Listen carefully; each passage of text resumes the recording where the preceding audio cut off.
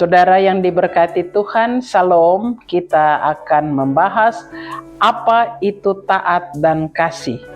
Di surat Efesus 6 dikatakan oleh Rasul Paulus, taat dan kasih itu adalah wujud atau ciri dari orang yang percaya pada Tuhan Yesus.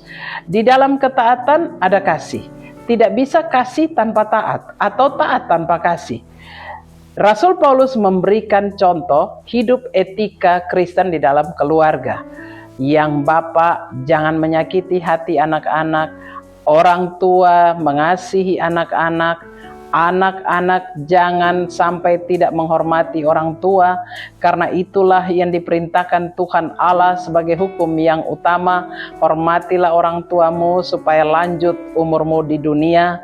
Kemudian ada lagi etika yang lain, bahwa para hamba-hamba menghormati tuannya.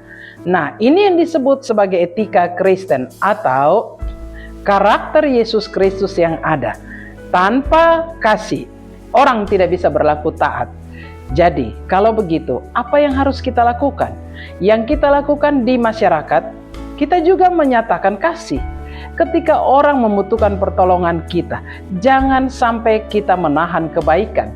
Bagian lain dari kitab Amsal dikatakan, orang yang berhikmat adalah orang yang bersandar pada Tuhan. Hikmat, kata dasarnya kokma, artinya meminta pengertian. Sumber dari hikmat adalah takut akan Tuhan. Jadi kalau orang yang takut akan Tuhan, pasti dia mewartakan kasih dan taat. Bagaimana caranya saya bisa melakukan kasih? Tentu harus bergaul dengan sumber kasih itu. Siapa sumber kasih itu? Allah di dalam Yesus Kristus. Bagaimana caranya saya supaya ada kepekaan itu?